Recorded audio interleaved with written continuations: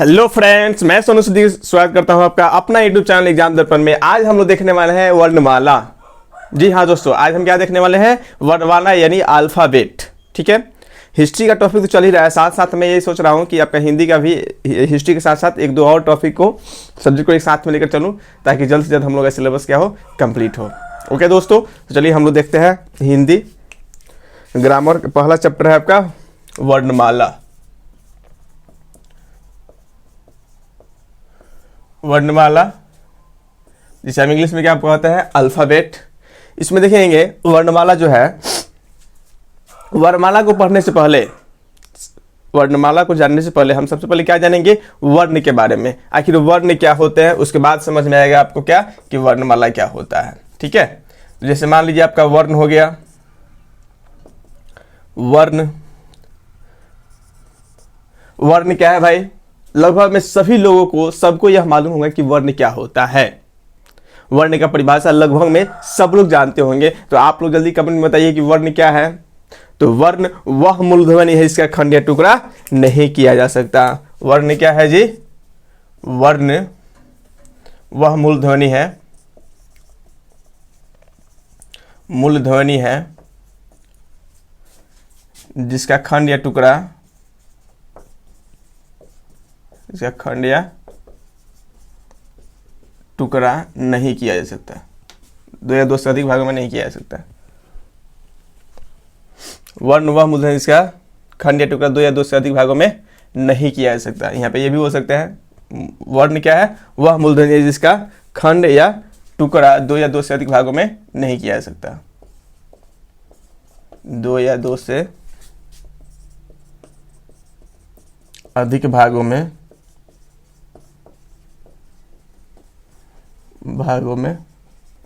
नहीं किया जा सकता।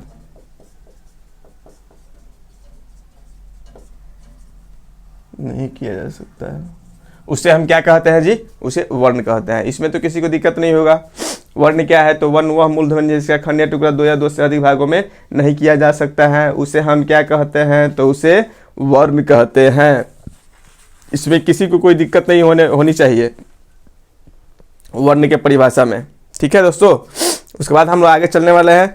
अब वर्ण तो समझ में आएगी। जैसे मान लीजिए आपका क है, क है, तो वर्ण का परिभाषा क्या है कि वर्ण वह मूलध्वनि है जिसका खंड या टुकड़ा दो या दो से अधिक भागों में नहीं किया जा सकता है। उसे जब उसका खंड या टुकड़ा अंतिम यानी भाषा के अंतिम, भाषा के सबसे छोटी इकाई को क्या कहेंगे? वर्ण कहेंगे। एक और परिभाषा हम बोल सकते हैं अथवा में। अथवा क्या हो सकता है? भाषा की सबसे छोटी इकाई, भाषा की सबसे छोटी इकाई को वर्ण कहते हैं।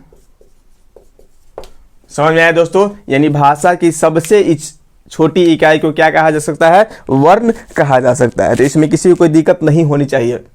ठीक है, दोनों में से कोई भी परिभाषा आप बोल सकते हैं। वो वर्ण वह मूलध्वनि है जिसका खंड या टुकड़ा दो या दो से अधिक भागों में नहीं किया जा सकता, उसे भी वर्ण कह सकते हैं। या आप इस तरह बोल सकते हैं कि भाषा की सबसे छोटी इकाई को क्या कहते हैं? जैसे कहते हैं। ठीक है, वर्ण तो समझ में आ गया। अब हम लोग देखते हैं, जैसे जैसे मान लीजिए यहां पर, जैसे क का निर्माण कैसे होता है जी? अगर पूरा क है तो इसको हम देखेंगे क हलंत अ, तब न बनता है क्या? क। मैं सुन रहा है, क हलंत अ, तब बनता है क्या? आपका पूरा क। तो अब बताइए, जो पहले क्या था? क था, तो इसको हम सबसे छोटी से छोटी इकाई में तोड़े, क को इससे भी छोटी इकाई में तोड़े, तो कितने भागों में टूटा? दो भागों में। एक आपका क और दूसरा अ। अब इसको क्या इससे भी छोटी इकाई में तोड़ सकते हैं? अब जो क हलंत अ है, तो क्या अब इससे भी छोटी इकाई में हम तोड़ सकते हैं? बताइएगा। क और अ को क्या अब क हलंत को भी तोड़ा जा सकता है? नहीं तोड़ा जा सकता है। अब इससे छोटी इकाई नहीं होगी। आपका क को हम क हलंत जोड़ अ में तोड़ दिए, अब इससे छोटी इकाई नहीं हो सकती, तो ये क्या होंगे? आपके वर्ण कहलाएंगे। क्या कहलाएंगे जी? तो वर्ण कहलाएंगे। ठीक है, अरे पढ़िए ऐसा कि पूरा मजा आ जाए। पूरा देखिए, पढ़ाई को बोझ मत समझिए, समझिए कि ये सब क्या चल रहा है। अरे जीवन है, इसमें जिस तरह सारा काम कर रहे हैं आप लोग एकदम बिंदास होके हंसी खुशी से उसी को लिखिए ना, इसी को जिंदगी मानिए ना, देखिए कितना मजा आता है। अरे इसके साथ खेलिए, पढ़ाई के साथ क्या कीजिए, खेलिए, और खेलिए तो लगेगा भाई खेल रहे हैं। ठीक है, और खूब मजा आता है। ठीक है, तो चलिए यहाँ पर हम देखते हैं। तो क हलंत अ, ठीक है, क को हम तोड़े तो क्या, क को छोटी से छोटी इकाई में तोड़ेंगे तो क्या होगा, क हलंत अ, तब तो होता है क। ठीक है, अब आगे हम लोग देख रहे हैं वर्णमाला। वर्णमाला, तो वर्णमाला क्या है भाई? अब बताइए, आप लोगों ने देखा है कि वर्ण वह मूलध्वनि है जिसका खंड या टुकड़ा नहीं किया जा सकता है, उसे हम क्या कहते हैं, वर्ण कहते हैं। वर्ण का परिभाषा क्या दिया आप लोग, या तो ये दे सकते हैं, या भाषा की सबसे इकाई, छोटी इकाई को क्या कहता है, वर्ण कहा जाता है। जैसे हम लोग यहाँ पर तोड़ के देख लिए कि क था, उसकी सबसे छोटी इकाई क्या हो गई, क जोड़ अ। उसके बाद अब क्या होगा, वर्णों के क्रमबद्ध समूह को वर्णमाला कहते हैं। अरे वर्ण माला, माला समझ रहे हैं ना, फूलों का माला हो चाहे मोतियों का माला हो, कोई भी माला हो, तो मोतियों के क्रमबद्ध समूह को मोती माला कहते हैं, अब फूलों के क्रमबद्ध समूह को फूल माला कहते हैं। कहेंगे ना जी। अरे जैसे मान लीजिए कि एगो फुलवा है, इसी तरह ना फुलवा होता है, ये क्रमबद्ध तरीके से क्या होता है, क्रमबद्ध तरीके से एगो धागा में पिरोया गया रहता है फूल को, तो क्रमबद्ध तरीके से है। एगो मान लीजिए यहाँ होता है, एगो यहाँ होता है, एगो यहाँ होता है, एगो यहाँ होता है, तो हम उसको बोलते हैं कि क्रमबद्ध तरीके से है, तो उसको फूलों का माला नहीं बोला जाता। ठीक है, तो हम लोग ये देखेंगे यहां पर स्पष्ट रूप से, पसीना तो बहुत हो रहा है जी। यहां पर हम यानी क्या बोल रहा है, यहाँ पे फूलों के माला को क्या कहेंगे, फूल माला। तो वर्ण का माला माने वर्ण को भी अगर हम क्रमबद्ध तरीके से सजा देंगे तो क्या कहलाएगा, वर्णमाला। ठीक है, यानी जब फूलों को क्रमबद्ध तरीके से सजा रहे हैं तो फूल माला, और उसी प्रकार जब हम वर्णों को क्रमबद्ध तरीके से लिखेंगे तो आपका क्या कहलाएगा, वर्णमाला। तो एकदम बोल सकते हैं ना जी, किसी को कोई दिक्कत इसमें। वर्णमाला क्या है, तो वर्णों के क्रमबद्ध समूह को, वर्णों के क्रमबद्ध समूह को, क्रमबद्ध समूह को वर्णमाला कहते हैं, वर्णमाला कहते हैं। ठीक है जी, वर्णों के क्रमबद्ध समूह को क्या कहा जाता है, वर्णमाला कहा जाता है। जैसे देख लीजिए यहाँ पर लिख रहा है क हलंत, क ख ग घ ङ,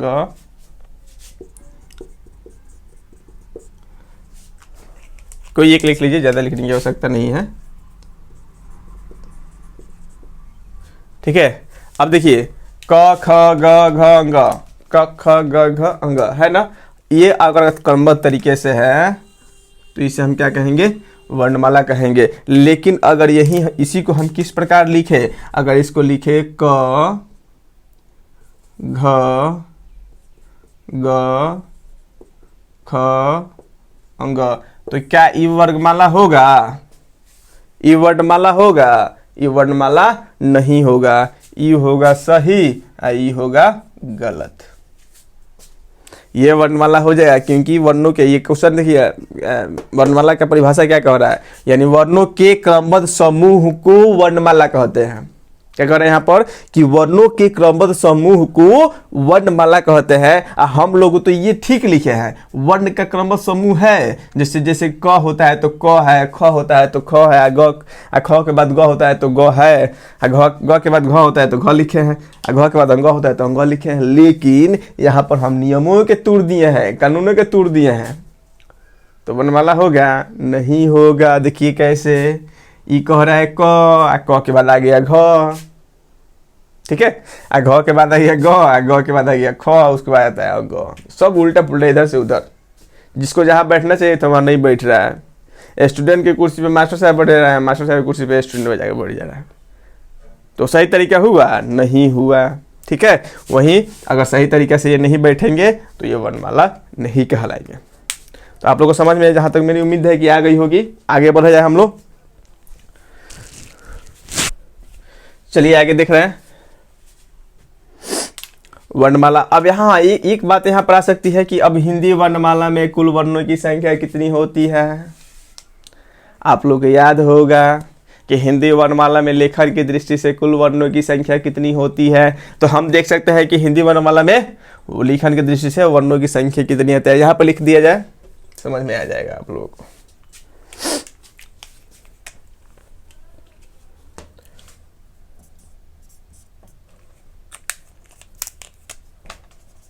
हिंदी वर्णमाला में कुल वर्णों की संख्या, दृष्टि कौन सा होगा, लेखन की दृष्टि से हम लोग पढ़ रहे हैं, ठीक है। तो लेखन की दृष्टि से हिंदी वर्णमाला में कुल वर्णों की संख्या कितनी होती है जी, तो होती है आपका 52। अब देखेंगे वो कौन कौन होता है, जो 52 है वो कौन कौन है, और सबको एक एक करके हम मुंह जबानी क्या कर लेंगे, जबान पे याद कर लेंगे, ठीक है। तो पहले देखिए आप लोग, पहले हो जाएगा स्वर, स्वर वर्ण होंगे ना जी। तो स्वर वर्ण कौन कौन होंगे, अ, आ, ह्रस्व ई, दीर्घ ह्रस्व उ, दीर्घ उ, ठीक है, री, ए, ओ, औ। कितना हो गया जी, अब इनकी संख्या हो गई कुल मिलाकर 11। कितनी होगी जी, 11 हो गया कुल संख्या। अब फिर देखिए, उसके बाद आता है अयुग्वाह, अयुग्वाह। तो अयुग्वाह की संख्या कौन कौन होते हैं जो अयुग्वाह कहलाते हैं जी, तो अयुग्वाह कहलाने वाले आपके आ जाएंगे, एक तो अनुस्वार, अनुस्वार, इसको जिस सामने बिंदुआ नहीं लिखते हैं, तो ये अनुस्वार तथा विसर्ग,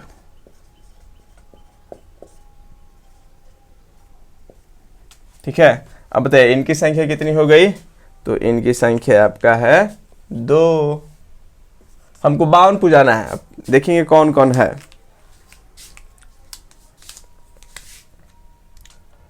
अयुग्वाह के बाद आपका आ जाएगा स्पर्श व्यंजन,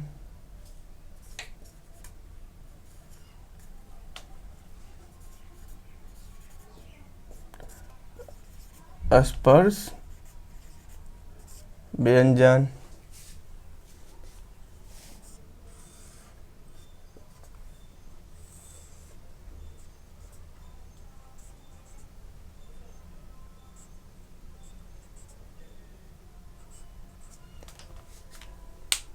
एक में देखिए आप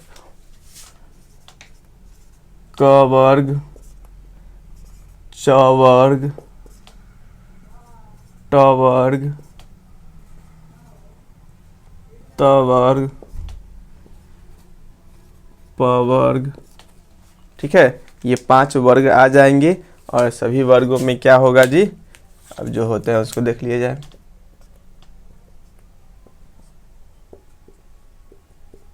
इसमें आ जाएगा आपका क, ख, ग, घ, अंग, ठीक है। इसमें आ जाएगा च, छ, ज, झ, य। इसमें आ जाएगा ट, ठ, ड, ढ, र। इसमें आ जाएगा त वर्ग में त, थ, द, ध, न, ठीक है। इसमें आ जाएगा आपका प, फ, ब, भ और म। ठीक है दोस्तों, तो इस तरह हम 5 बार करके देख रहे हैं। अब देखिए क वर्ग मतलब क्या, क ख ग घ अंग का पहला अक्षर कौन सा है, यहाँ पर हम लोग देखेंगे दोस्तों। तो देखिए क ख ग घ अंग, यानी क ख ग घ अंग दिया है और इसका पहला अक्षर क्या है, क है, तो पहला अक्षर क है, इसलिए इसे क्या कहा गया है, इसी के नाम पे इसका वर्गवा को रख दिया गया है, क वर्ग। ठीक है, अब इसमें देखिए ना, क है, ख है, ग है, घ है, अंग है। तो मान लीजिए घर में बड़का भैया है ना, सबसे घर में जो सबसे पिता माता पिता के बाद जो सबसे बड़े भाई होते हैं, तो उसी को नाम मान लीजिए आपका देख रेख, घर के परिवार के देख रेख की जिम्मेदारी दी जाती है। तो अब देखिए उसी के नाम पे कहीं जाता है तो बोलता है सब कि हमको फलाना घर जाना है, तो पूरे परिवार का नाम नहीं बताता है, पूरे परिवार का तो नाम नहीं बताता है, बोलता है किसके घर जाना है, तो हाँ जी इनके घर जाना है, सोनू घर जाना है। ठीक है, मान लीजिए हम घर में सबसे बड़े भाई हैं या सबसे बड़े बेटे हैं, हाँ, तो माता पिता के बाद कौन किसका स्थान आएगा, मेरा ही स्थान आएगा। ठीक है, तो अब लोग कहेंगे कि हमको सोनू के घर जाना है, अब तो ये नहीं कहेगी ईसाद के घर जाना है, फिर उनके सोरा के घर जाना है, फिर एकरा के घर जाना है, यानी सबके बारे में तो नहीं पूछेंगे। ठीक है, तो मैंने परिवार के नाम से, मेरा कहना ये था कि जो परिवार के मुखिया होते हैं उन्हीं के नाम पर क्या कर दिया, ईश्वर का नाम रख दिया गया है।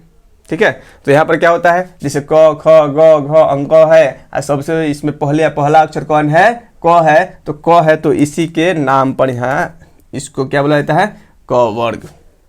ठीक है, यहाँ पर पहला अक्षर क्या है, क है, इसी को क्या बोला गया है, क वर्ग। अब देखिए इसमें च छ ज झ य है ना जी, तो देखिए इस पहला अक्षर क्या है, च है, तो इसी के नाम पे क्या बोल दिया इसको, च वर्ग। इसमें देखिए ट ठ ड ढ र, पहला अक्षर क्या, ट, इसी के नाम पे रख दिया ट वर्ग। ठीक है, त थ द ध न, पहला अक्षर क्या है, त है, इसका नाम क्या है, त वर्ग।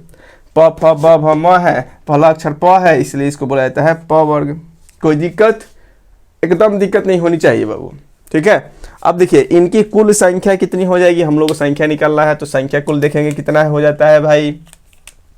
तो कुल संख्या 5 में, एगो में 5 गो है या 5 गो खुद है ना जी, एगो में 5 गो है, क ख ग घ अंग 5 गो है, इसमें 5 गो, इसमें 5, इसमें 5, इसमें 5। अब पूरा लाइन की संख्या कितना है, 1 2 3 4 5, तो 25 कितना हो जाएगा, इनकी संख्या हो गई 25। तो आपसे पूछ सकता है कि स्पर्श व्यंजन की संख्या कितनी होती है, तो स्पर्श व्यंजन की संख्या कितनी होती है, एकदम आंख मूंद कर टिक आउट कीजिए, क्या होगा, 25 होगा। ठीक है, चलिए आगे हम लोग देख रहे हैं स्पर्श व्यंजन, ये हो गया। स्पर्श व्यंजन के बाद कौन आता है जी, तो स्पर्श व्यंजन के बाद हम देख सकते हैं आता है आपका उष्म व्यंजन या अंतः अस्त व्यंजन।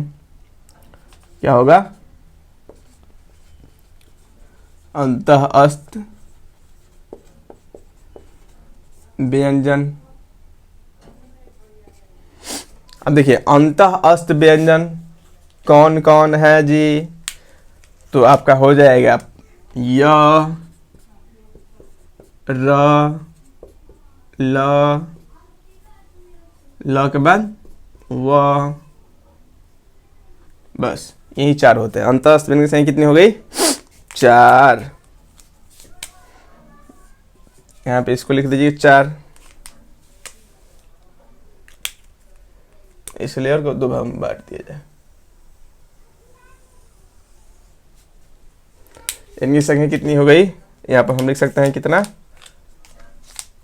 तो 4। अब देखिए अंतः अस्त हो गया, अंतः अस्त के बाद क्या आता है आपका, तो उष्म व्यंजन।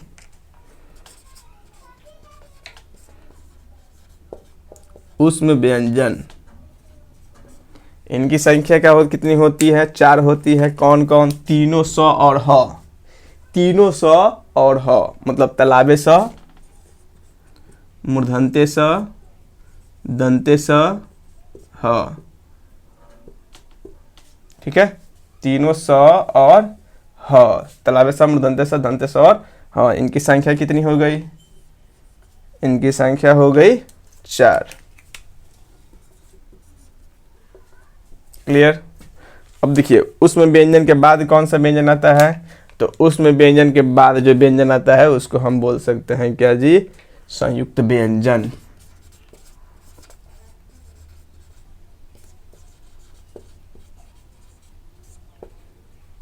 संयुक्त व्यंजन।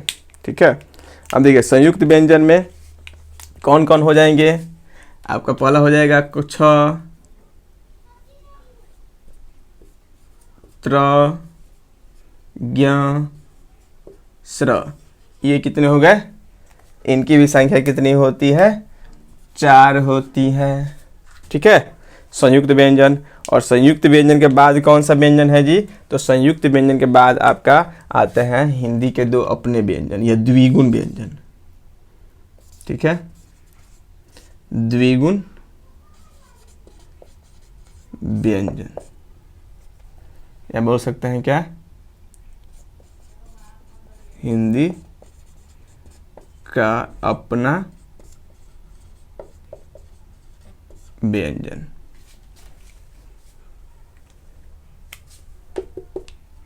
कौन कौन दुगो होता है? आप लोग देखेंगे ढोलक वाला ढ, लड़का वाला र, चाहे लड़की वाला र, बड़का र, चाहे सड़क वाला र बोल सकते हैं। ठीक है, तो इनकी संख्या कितनी हो गई? इनकी संख्या हो गई 2। अब देखिए जोड़ करके तो कुल 52 हो रहा है कि नहीं। ठीक है, तो हम देखेंगे स्वर वर्ण की संख्या यानी अ आ ई उ ए ऐ ओ औ, ये कितना हो गया? 11। ठीक है, कुल कितने हो गए? 11। फिर हम देख रहे हैं अनुस्वार यानी अयगवा, अयगवा यानी अनुस्वार और विसर्ग को अयगवा कहते हैं। तो अनुस्वार और विसर्ग इनकी संख्या कितनी हो गई? 2। तो 11 2 कितना हो गया? 13। उसके बाद हम लोग देखिए स्पर्श व्यंजन, स्पर्श व्यंजन में 5 गो वर्ग था यानी 50 25, तो ये 13 और 25 कितना हो गया? 38। उसके बाद देखिए अंतः अस्त व्यंजन क्या हो सकता है? अंतः अस्त व्यंजन, तो अंतः अस्त व्यंजन की संख्या कितनी है?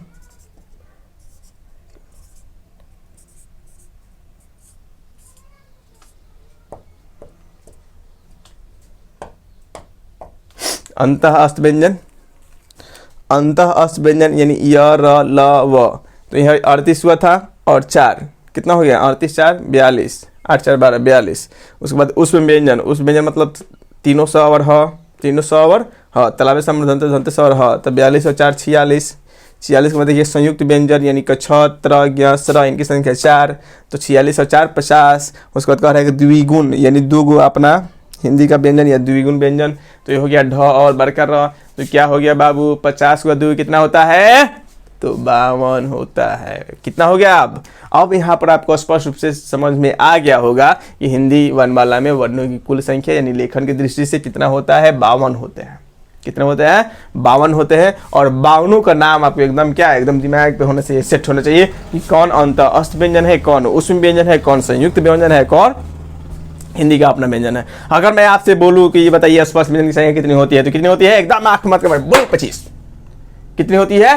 25 होती है। अगर मैं आपसे पूछूं कि अंतः अस्त व्यंजन की कितनी संख्या कितनी होती है, तो 4 होती है। स्पर्श व्यंजन 25, अंतः अस्त व्यंजन 4, उस व्यंजन 4, उस व्यंजन मतलब 300 और ह, इसमें याद करने वाली कोई बात है जी? कुछ नहीं है। उस व्यंजन मतलब क्या? 300 माने तलाबे स मूर्धन्ते स दंते स और ह, अरे जिसके उच्चारण में हकार की ध्वनि आए उसे उस व्यंजन कहते हैं। ठीक है, तो यहाँ पर देखिए तलाबे स मूर्धन्ते स दंते स और ह, इसका घर्षण करेंगे तो यहाँ पर गाला पे हाथ रखे बोलिए ना कितना घर घर करने लगेगा, यानी घर्षण होता है। ठीक है, उसके बाद कह रहा है संयुक्त व्यंजन क छ त्र ज्ञ स्र, यानी जो 2 या 2 से अधिक वर्णों के मेल से बना हो उसे क्या कहेंगे? संयुक्त व्यंजन। तो अब देखिए जो 2 या 2 से क स त र जे य, उसके बाद स र तब ना होता है सर, त र त्र।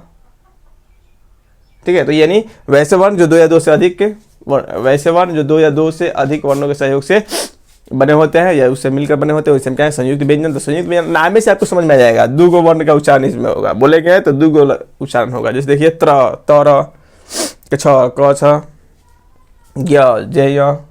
ठीक है, उसके बाद स्र सर। तो स्पष्ट है कि नाम से नाम बोल रहे हैं, हमको मालूम चल रहा है कि भाई इसमें 2 गो वर्ण है, तो इसे हम क्या कहेंगे? संयुक्त व्यंजन। तो इनकी संख्या कितनी होती है? 4।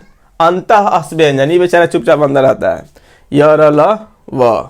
अंतः अस्त व्यंजन संख्या कितनी होती है? 4। अब आपको स्पष्ट रूप से मालूम चल गया कि स्वर कितने हो गए? इसमें स्वर हो गए 11। देखिए स्पष्ट रूप से स्वर कितने होते हैं बाबू? 11 हो गए। अनुस्वार विसर्ग को छोड़ दीजिएगा। ठीक है, तो 11 अ से लेकर अ तक 11 हो गया। अयुग्मा कितने हो गए? तो अनुस्वार और विसर्ग आपका क्या हो गया? अयुग्मा हो गया। ठीक है, उसके बाद आपका देख रहे हैं अस्पर्श व्यंजन है, अस्पर्श व्यंजन की संख्या कितनी है, तो अस्पर्श व्यंजन की संख्या आपका हो गया 25। ठीक है, तो अस्पर्श व्यंजन में आपको कोई दिक्कत नहीं होना चाहिए। क वर्ग, च वर्ग, ट वर्ग, त वर्ग, प वर्ग, यानी 5 गो वर्ग है, प्रत्येक वर्ग में 5 गो क्या है वर्ण आते हैं, तो 5 है 25। उसके बाद हम लोग देख रहे हैं अंतः अस्त व्यंजन, क्या लिखा है जी यहाँ पर, अंतः अस्त व्यंजन, और इनकी संख्या कितनी होगी, बोलिए फाड़ के, तो इनकी संख्या होगी 4। पूरा एकदम जुनून में पढ़िए, लगे कि हाँ पढ़ रहे हैं, ऐसे नहीं मतलब आ गया 10 होगी, ये कौन पढ़ाई है। देखिए यहाँ पर उस व्यंजन जिसके उच्चारण में हकार की ध्वनि हो, यानी तलाबे स, मूर्धन्ते स, दन्ते स, ह, ये 4 को क्या होता है उसमें व्यंजन होता है। उसके बाद आता है आपका संयुक्त व्यंजन, जो 2 या 2 के अधिक वर्णों से क्या हो, संयोग से बना हो। तो आपका क्ष, त्र, ज्ञ और स्र, ये होते हैं सब 4 गो होता है। ठीक है, बस हिंदी का अपना व्यंजन जो द्विगुण था वो पहले ही बोल दिया, द्विगुण, 2 गुना हम सब 2 गुण निर्धारित करें सब अपने आप में, तो ये क्या हो जाएगा द्विगुण, द्विगुण व्यंजन, यानी यह हिंदी का अपना व्यंजन ढ और र। तो इस तरह से अगर सब जोड़ेंगे तो देखिए सबको जोड़ कर लेके चलिएगा तो कितना हो जाएगा 52 पूछ जाएगा। आप जोड़िएगा तो क्या हो जाएगा 52 हो जाएगा कुल मिलाकर। ठीक है, कोई दिक्कत नहीं होनी चाहिए। आगे बढ़ा जाए, आगे बढ़ा जाए जी, चलिए ठीक है। एक बार आप लोग चाहिए तो स्क्रीनशॉट ले सकते हैं, आप लोग स्क्रीनशॉट ले सकते हैं।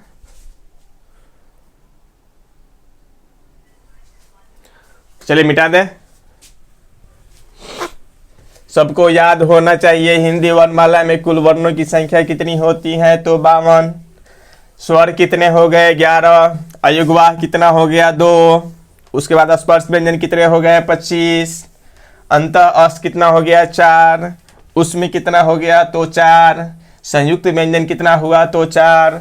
और आपसे पूछा जाए कि बताइए बाबू द्विगुण कितना है, तो 2 गो। द्विगुण कितना है जी 2 गो, ढ और र। वर्ण का परिभाषा पूछा जाए तो वह मूलध्वनि जिसका खंड या टुकड़ा नहीं किया जा सके। ठीक है, तो उसे हम क्या कहेंगे वर्ण कहते हैं। वर्णमाला का पूछा जाए तो वर्णों के क्रमबद्ध समूह को क्या कहा जाता है, वर्णमाला कहा जाता है। इसका मतलब हम लोग जितना पढ़े सब याद हुआ, याद हुआ जी, सबको याद होना चाहिए। ठीक है, आगे अब हम लोग देख रहे हैं वर्ण तो देख लिए, वर्णमाला देख लिए, हिंदी वर्णमाला में वर्णों की संख्या कितनी होती है लेखन की दृष्टि से इसको भी देख लिए। अब इसके बाद क्या है भाई, इसके बाद देखिए हम देखेंगे अब वर्ण के भेद, वर्ण के भेद। तो वर्ण के भेद कितने होते हैं, यानी वर्ण के प्रकार कितने होते हैं आप लोग जानते होंगे। तो वर्ण के 2 भेद होते हैं। पहला हो जाएगा स्वर वर्ण, क्या हो जाएगा स्वर वर्ण, और दूसरा हो जाएगा व्यंजन वर्ण।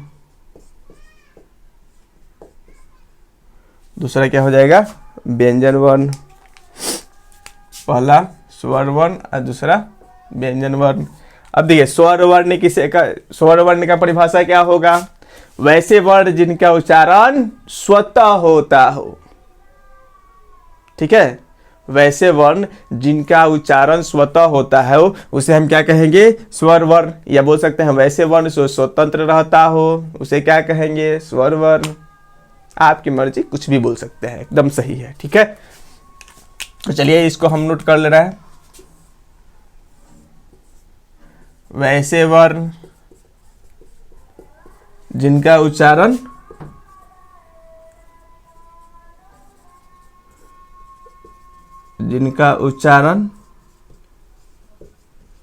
स्वतः होता हो उसे हम क्या कहते हैं, उसे स्वर वर्ण कहते हैं, उसे स्वर वर्ण कहते हैं। ठीक है, देखिए पढ़िए ऐसे कि मजा आ जाए, मैंने पढ़ने में मजा आना चाहिए, इंटरेस्ट आना चाहिए, तभी तो पढ़ाई होता है, वरना तो समझिए कि बोझ हटा रहा है। तो स्वर क्या है, तो वैसे वर्ण जिनका उच्चारण क्या होता हो स्वतः होता हो तो उसे हम क्या कहेंगे, स्वर वर्ण। जैसे एक एक करके देखेंगे, पहले स्वर वर्ण के बारे में देख लेंगे, फिर बाद में हम लोग किसके बारे में देखेंगे, व्यंजन के बारे में देखेंगे। तो व्यंजन को अभी रहने दीजिए, पहले स्वर के बारे में देखिए। स्वर वर्ण के बारे में, तो स्वर वैसे वर्ण जिनका उच्चारण स्वतः होता हो उसे क्या कहते हैं, स्वर वर्ण। अब देखेंगे कि स्वरों की संख्या कितनी होती है, तो स्वरों की संख्या होती है 11। तो जैसे में इसको लिख लीजिए, जैसे क्या हो जाएगा आपका अ आ इ उ री ए ओ औ। बस कितना हो गया, ये हो गए आपके 11। ठीक है। अब कह रहा है कि स्वर वर्ण, इसका परिभाषा तो हम देख लिए कि वैसे वर्ण जिनका उच्चारण स्वतः होता है उसे हम क्या कहते हैं, स्वर वर्ण कहते हैं। अब फिर हम देख सकते हैं कि स्वर के भी भेद होते हैं जी हाँ। तो उनको दो आधारों पे अलग अलग रखकर बांट सकते हैं। ठीक है, मिटा दें, आप इसको पहले लिख लीजिए स्वर वर्ण का परिभाषा, वैसे वर्ण जिनका उच्चारण स्वतः होता है उसे हम क्या कहते हैं, स्वर वर्ण कहते हैं। अगर यहाँ पर देखें हम कि स्वर को कितने आधारों पे पढ़ा जा सकता है, जो आपके स्वर है, स्वर को दो आधार, स्वर को दो आधारों में बांटकर, दो आधारों में बांटकर अध्ययन कर सकते हैं या पढ़ सकते हैं। यह स्वरों को दो आधारों में बांटा जा सकता है, इस प्रकार लिख लीजिए, डायरेक्ट ठीक रहेगा। स्वरों को दो आधारों पर बांटा जा सकता है। स्वरों को दो आधारों पर बांटा जा सकता है, बांटा जा सकता है। पहला क्या होगा जी, अब दो आधार क्या होगा, तो दो आधार जो है, आधार देख लीजिए, आधार क्या होगा, एगो होगा उच्चारण में लगने वाले समय के स्थान पर, उच्चारण में लगने वाले समय के आधार पर, और दूसरा हो जाएगा जाति के आधार पर,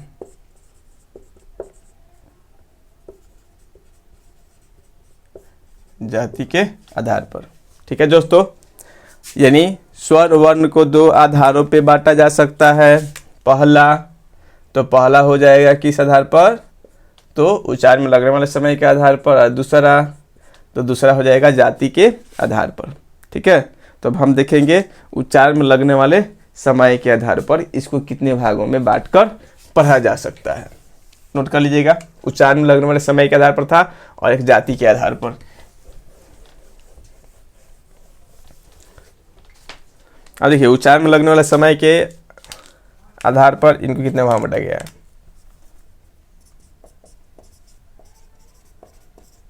उच्चारण में लगने वाले समय के आधार पर कितने भाग में बांटा गया है, तो उच्चारण में लगने वाले समय के आधार पर इसको 3 भागों में बांटा गया है। ठीक है, कितने भाग में बांटा गया जी, 3 भागों में बांटा गया है। एक हो जाएगा आपका ह्रस्व स्वर,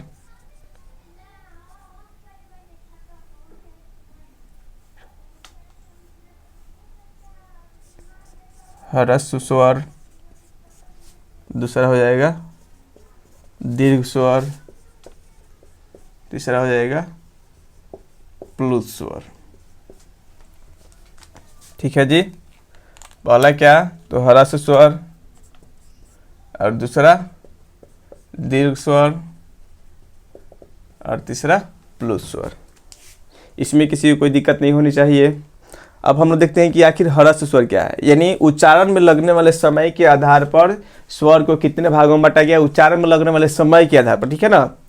पहले हम लोग देखा है कि स्वर को कितने आधारों पे बांटा जा सकता है, तो स्वर को हमने 2 आधारों पे बांटा, एक उच्चारण में लगने वाले समय के आधार पर और दूसरा जाति के आधार पर। तो हम पहला वही टॉपिक उठाया है, यानी उच्चारण में लगने वाले समय के आधार पर अब यानी स्वर को कितने भागों में बांटा गया है उसको हम देख रहे हैं। ठीक है। तो उच्चारण में लगने वाले समय के आधार पर यानी स्वर वर्ण जो होते हैं इनको 3 भागों में बांटा गया है। कितने भागों में जी, तो 3 भागों में बांटा गया है। आपका पहला है ह्रस्व स्वर, दूसरा दीर्घ स्वर और तीसरा प्लुत स्वर।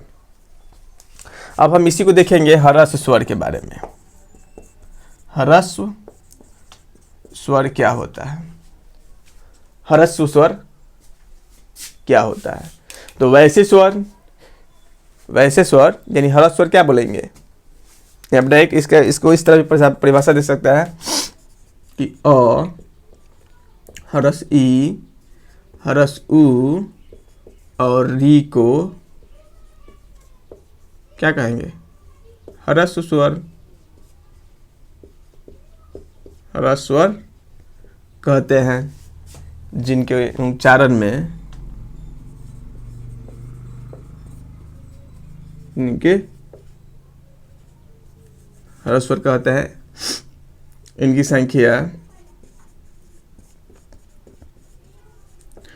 संख्या 4 होती हैं। ठीक है। ये एक मात्रिक होते हैं, ये एक मात्रिक होते हैं तथा इन्हें मूल स्वर भी कहा जाता है।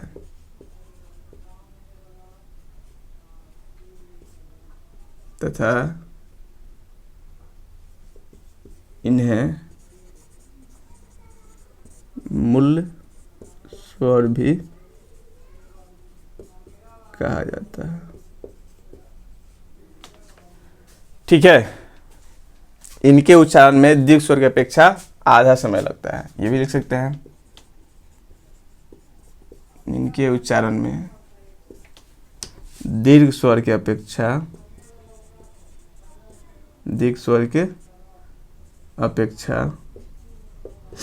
कम समय लगता है।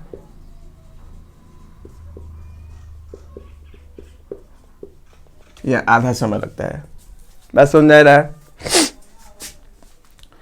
कह रहा है कि स्वर वर्ण क्या है, तो वैसे वर्ण जिनके उच्चारण में दीर्घ स्वर की अपेक्षा आधा समय लगे उसे हम क्या कहेंगे, स्वर वर्ण। माने ये तो ऐसा बोल सकते हैं। ठीक है। स्वर वर्ण क्या है जी, तो वैसे वर्ण, स्वर वर्ण मतलब वैसे वर्ण जिनकी उच्चारण में दीर्घ स्वर की अपेक्षा आधा समय लगे। बात समझ रहे हैं। वैसे वर्ण जिनके उच्चारण में दीर्घ स्वर की अपेक्षा आधा समय लगे उसे हम क्या कहेंगे, ह्रस्व स्वर कहेंगे। ठीक है। कोई दिक्कत। इनकी संख्या कितनी होती है, तो इनकी संख्या मात्र 4 होती है। दिखाई दे रहा है ये, इनकी संख्या मात्र कितनी होती है, 4। एक होता है अ, एक होता है ह्रस्व ई, एक होता है ह्रस्व उ और एक होता है आपका री। ठीक है। इनकी संख्या कितनी होगी, तो इनकी संख्या मात्र 4 होगी। इनको ह्रस्व स्वर कहते हैं, या इस प्रकार भी बोल सकते हैं कि अ ह्रस्व ई ह्रस्व उ और री को ह्रस्व स्वर के नाम से जाना जाता है।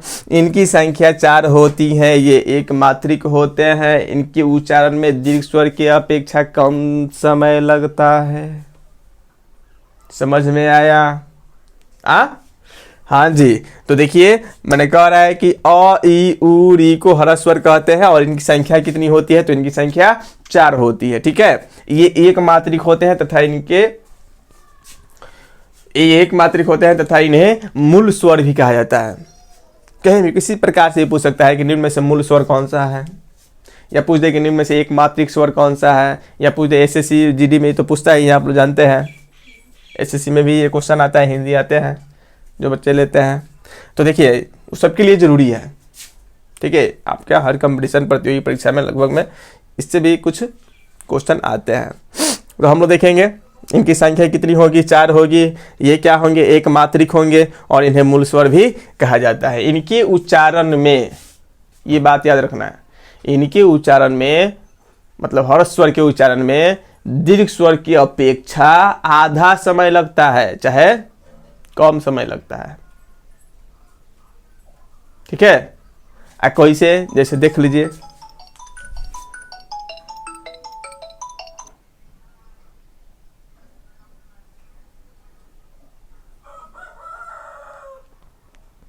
जैसे यहाँ पर हम लोग देख सकते हैं, कॉल आ गया था, सॉरी। जैसे यहाँ पर हम लोग देख सकते हैं, क्या क्या देख सकते हैं जी, यहाँ पर हम लोग देख सकते हैं, हाँ, जैसे मान लीजिए आ है, जब ये दीर्घ के बारे में नहीं ना पढ़ रहे हैं, ह्रस्व के बारे में पढ़ रहे हैं। चलिए अगला लिख रहे हैं हम लोग दीर्घ स्वर।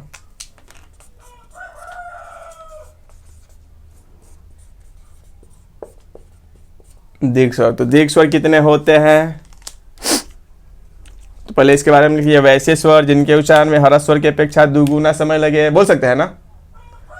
अब जब इसमें आधा लग रहा है तो इसमें दुगुना लगेगा, कुछ ज्यादा अंतर थोड़े है। उसमें जब आधा है तो इसमें दुगुना हो जाएगा, बस। तो आप आराम से बोल सकते हैं कि वैसे स्वर जिनके उच्चारण में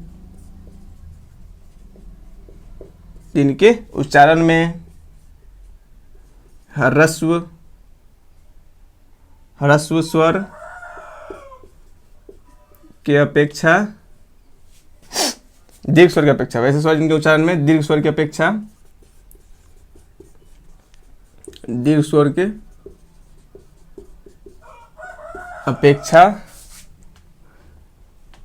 आधा समय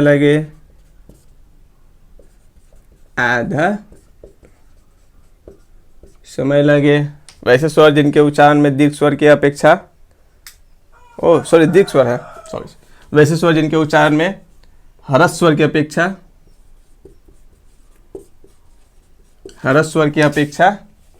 दुगुना समय लगे, वैसे स्वर जिनके उच्चारण में ह्रस्व स्वर की अपेक्षा क्या होता है, दुगुना समय लगे, यानी दुगुना समय लगता है, उसे हम क्या कहें, दुगुना समय लगे, उसे दीर्घ स्वर कहते हैं, उसे दीर्घ स्वर कहते हैं। अब देखिए इनकी संख्या कितनी होती है, दीर्घ स्वर या द्विमात्रिक, इन्हें द्विमात्रिक भी बोला जाता है, ये भी लिख लीजिए, इन्हें द्विमात्रिक भी बोला जाता है, द्विमात्रिक भी कहा जाता है। ये द्विमात्रिक होते हैं, जो मन में आए, ठीक है। इनकी संख्या 7 होती है।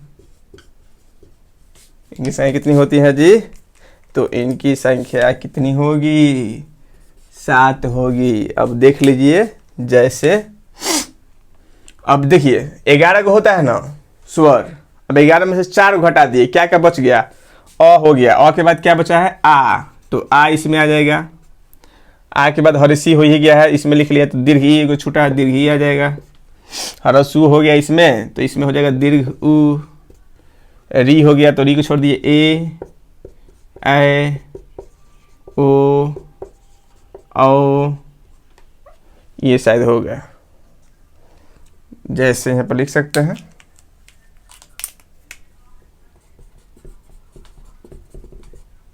इनकी संख्या कितनी हो गई, 7 हो गई, ठीक है।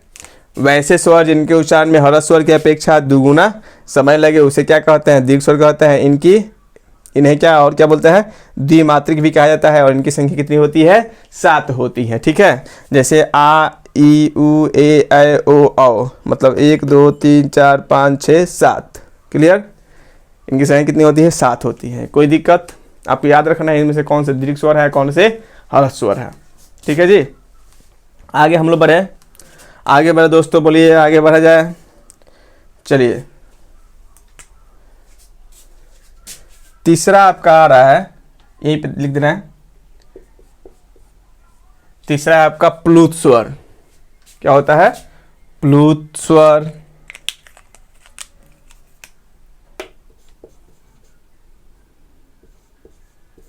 प्लुत स्वर। तीसरा क्या है आपका? प्लुत स्वर।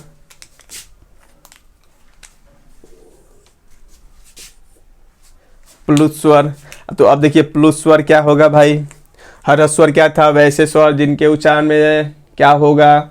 दीर्घ स्वर की अपेक्षा आधा समय लगेगा। या हर्ष ई हर्षूरी को ह्रस्व स्वर कहते थे। उसके बाद हम लोग ने क्या देखा? इनकी संख्या 4 होती है और ये एक मात्रिक होते हैं। ठीक है। दीर्घ में क्या हो गया? वैसे स्वर जिनके उच्चारण में ह्रस्व स्वर की अपेक्षा दुगुना समय लगे, उसे हम क्या कहते हैं? दीर्घ स्वर कहते हैं। ठीक है ना।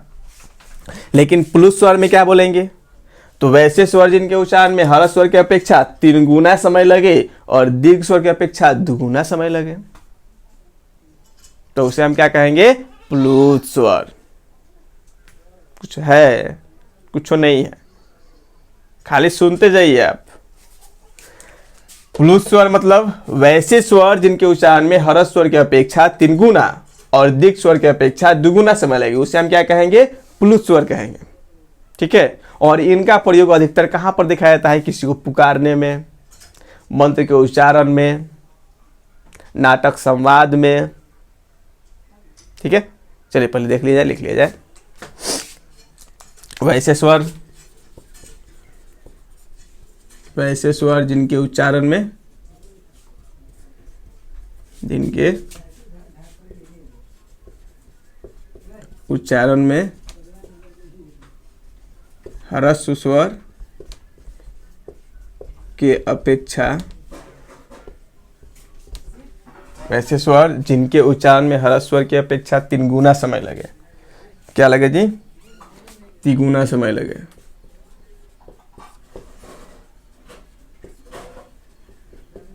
समय लगे वैसे स्वर जिनके उच्चारण में ह्रस्व स्वर की अपेक्षा 3 गुना तथा दीर्घ स्वर की अपेक्षा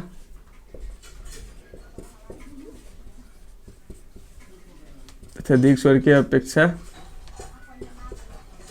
दीर्घ स्वर की अपेक्षा दुगुना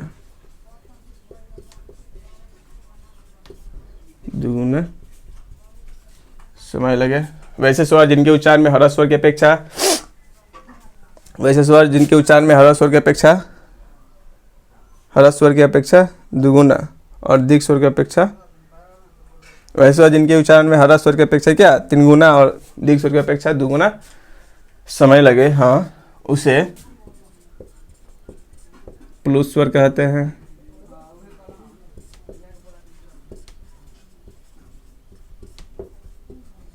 उसे प्लुत स्वर कहते हैं। जैसे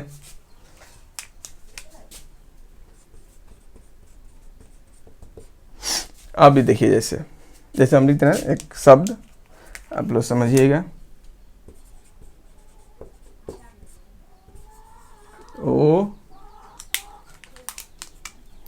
ओ 3 बार और उसके बाद म। जैसे ओम बोलते हैं ना हम लोग, ओ, तो अब लास्ट में आता है क्या? म। तो ओ का जो उच्चारण हम कर रहे हैं, तो लंबे समय तक क्या कर रहे हैं? रेखा रहे हैं। और ये ओ स्वर है ना जी, ये लंबे समय तक हम रेखा रहे हैं और रेखाने के परिणाम स्वरूप क्या होता है? ये ह्रस्व स्वर के अपेक्षा इसमें 3 गुना समय लगता है और दीर्घ स्वर की अपेक्षा इसमें दुगुना समय लगता है। इसलिए हम इसे क्या कहते हैं?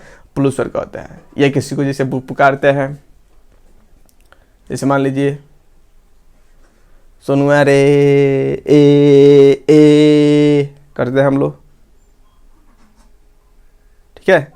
ये किसी को और, जैसे मान लीजिए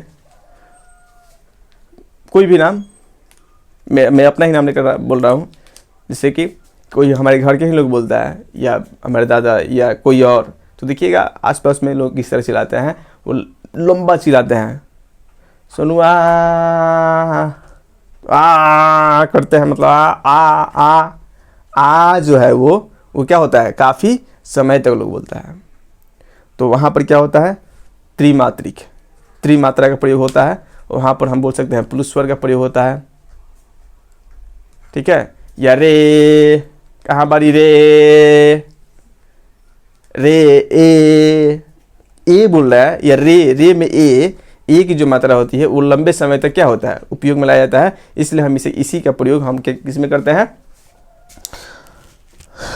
प्लुत स्वर का होता है, इसे हम क्या कहेंगे, प्लुत स्वर। या मंत्र के उच्चारण जैसे ओम, देखिए ओम, म कब बोले समझ में नहीं आया, ओ कितना देर खींचे आप लोग समझ में आया होगा। ठीक है, तो ओ जो लंबा जा रहा है उसको हम क्या बोलेंगे, प्लुत स्वर। बस समझ आ रहा है, वो प्लुत स्वर हो गया। नाटक संवाद में देखिएगा गायक का सब गाता है, किसी के शब्द को काफी लंबे समय तक खींचता है, ठीक है, दिखाता है, तो उसे वहां पर मतलब स्पष्ट रूप से देखा जाता है। इसका प्रयोग यहाँ पर लिख देना है, इसका उपयोग किसी को पुकारने, किसी को पुकारने, नाटक संवाद